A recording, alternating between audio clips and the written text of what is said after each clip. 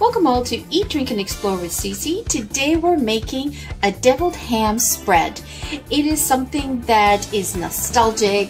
In the 70s, 80s, 90s, we would take to school. This recipe is for the old-time deviled ham.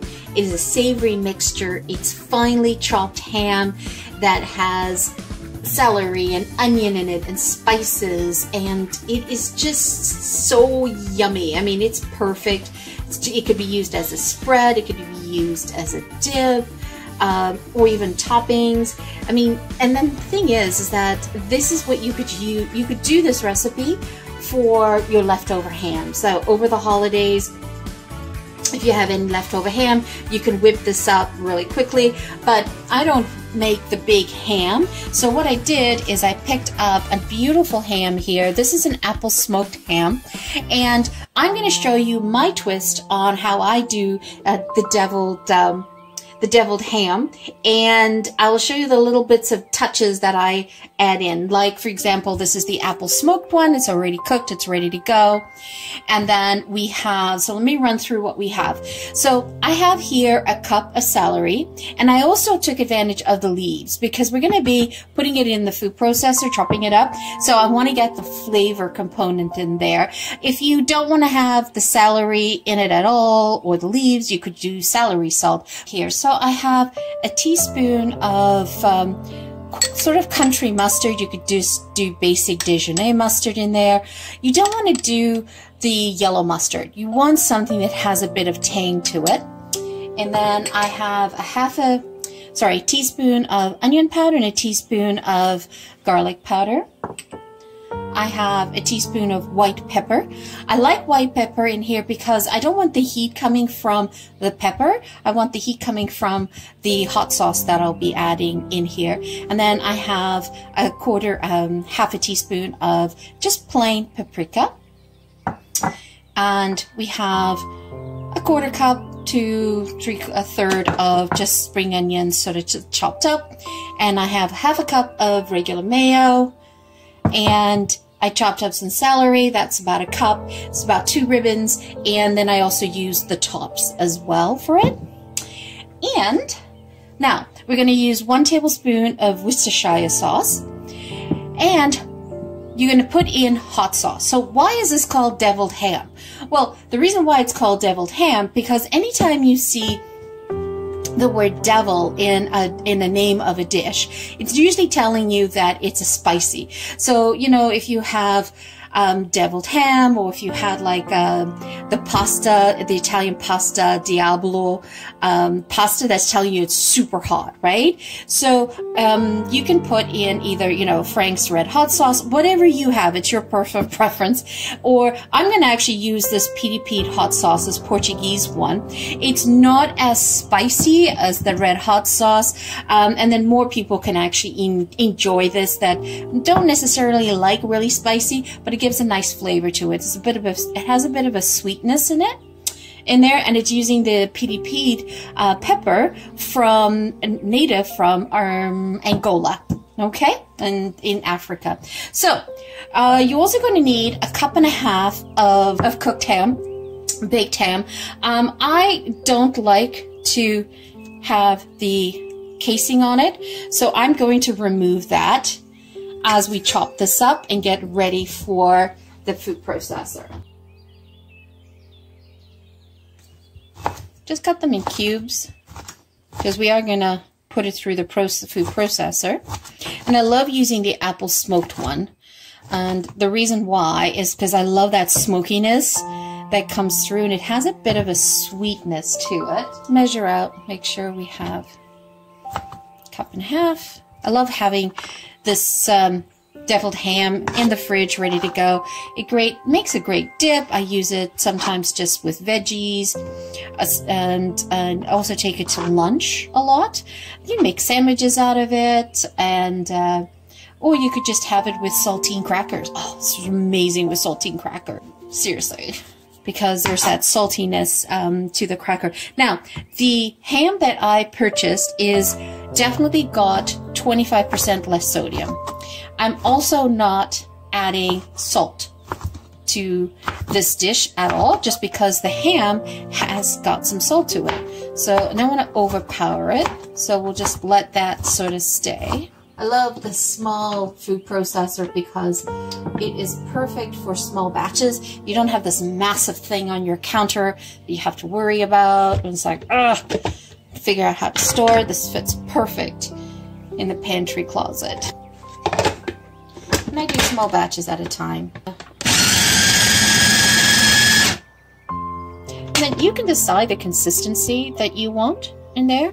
I'm just going to do it a little bit more. Good. And then I'm going to add in some celery because I want the leaves to sort of be all minced.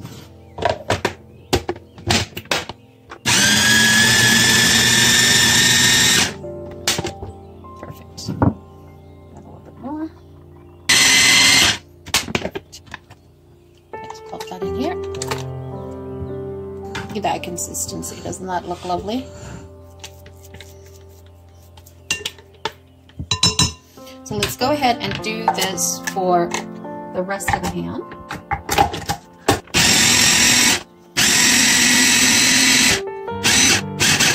So let's stir this around a little bit. Look at that. Doesn't that look fabulous? Okay, and so we're going to add in, again, we're going to do these in layers, right? Just going to put half of the seasoning in.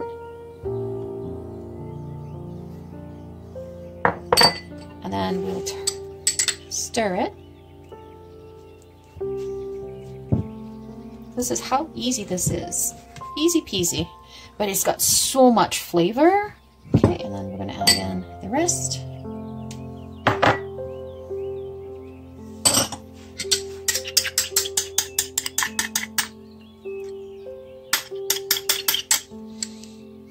And we're going to need a tablespoon of Worcestershire sauce.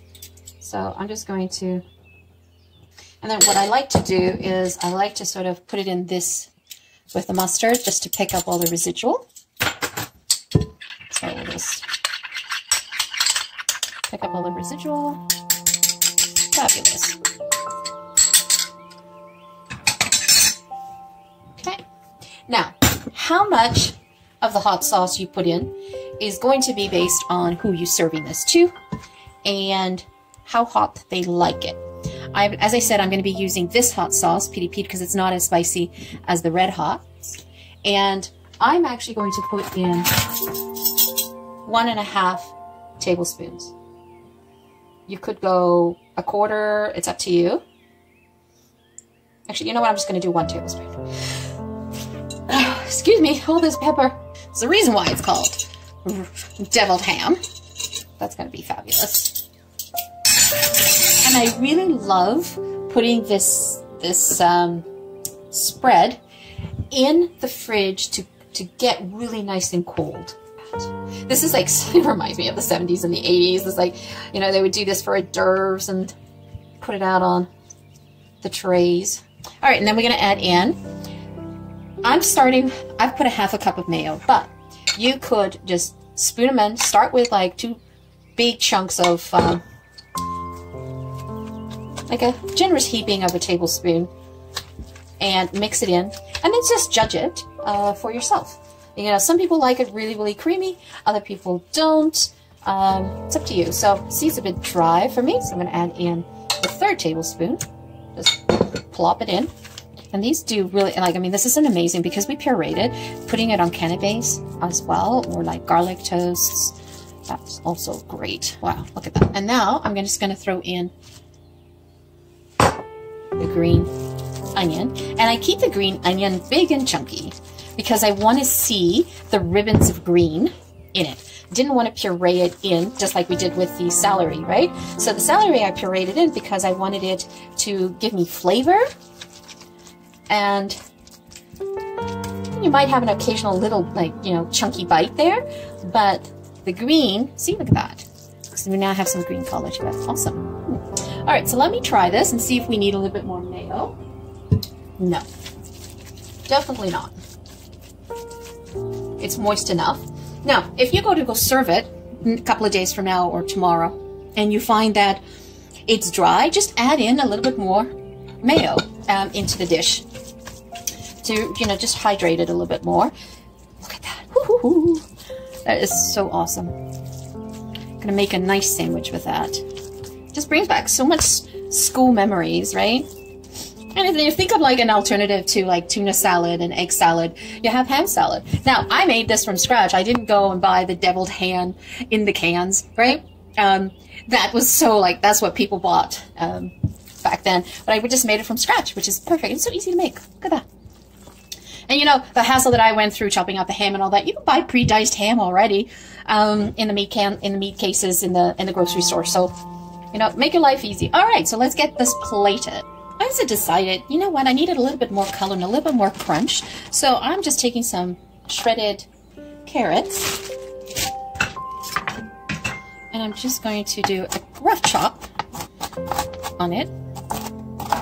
And add that into the mixture as well. Because this is going to give me some crunch and an additional color. Because remember, I always told you I eat with my eyes. And I love color.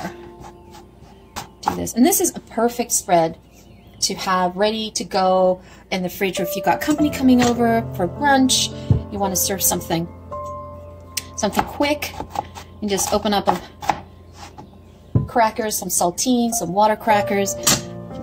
You can quickly put this together, and it's quite filling as well. So you see, so now we've added some beautiful additional color to this. Now the traditional deviled ham canned meat that you can get in the grocery store, they use turmeric in it, but I didn't want to use turmeric because I didn't want to make it yellowy. In here, I like this color. That's perfect. That's exactly what I want. I have enough. You could chop up some parsley in here, add that in as well. Okay, so let's go ahead and plate this. So there you have it, guys. You have deviled ham. Look at that. Isn't that gorgeous? Isn't that gorgeous color? And you can serve it over a cracker. Saltine crackers work really well, or even the Ritz crackers.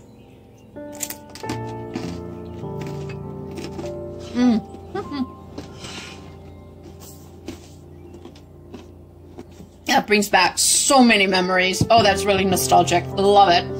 And because I use the pea hot sauce, it's not very hot. There's a little bit of a heat to it, but it's nice in the back of your mouth. It's not burning or anything like that. And then you can see here, you can just make them as great sandwiches and that, put them in lunch boxes, take them to school, take them to work. They're awesome. And so how do you store deviled ham? Well, I mean, you've already cooked this, so depending on how long you've had it cooked and before you've made the deviled ham, so you're going to have to judge it that way. But if you did it like the way I did it, where you bought the ham and then you cooked the ham and you immediately made the deviled ham, you can keep it in the fridge for 3 to 5 days, stored in an airtight container, not a problem. And I would not freeze this, because when you freeze it and thaw it out, it tastes horrible. So, made that mistake once, don't want to do that. And just have it fresh. And you know, sometimes what I like to do is I like to take this and I'll just take a celery stick, and I'll just, instead of putting cream cheese on the celery stick, I'll put this on it. So it gives me that protein component with my veggie as well. So it's great for keto. So once again, thank you so much for joining me. Greatly appreciate it. If you like this video, hit the like button, show us some love. If you have not yet subscribed, hit that subscribe button. We are trying to grow this channel, and every subscriber counts for us. We're really looking for your support and your help on this. If you are a returning champion and you're back to watch another video of ours, thank you so much from the bottom of my heart. It's always greatly appreciated. I love interacting with all of you, so add a comment. Tell me what you like, what you didn't like, what would you like to see a recipe. Do you have a nostalgic recipe from your childhood that you would like for me to recreate for you? Let me know in the comments below. Once again, thank you so much for joining me. Have a fabulous day. Ciao for now.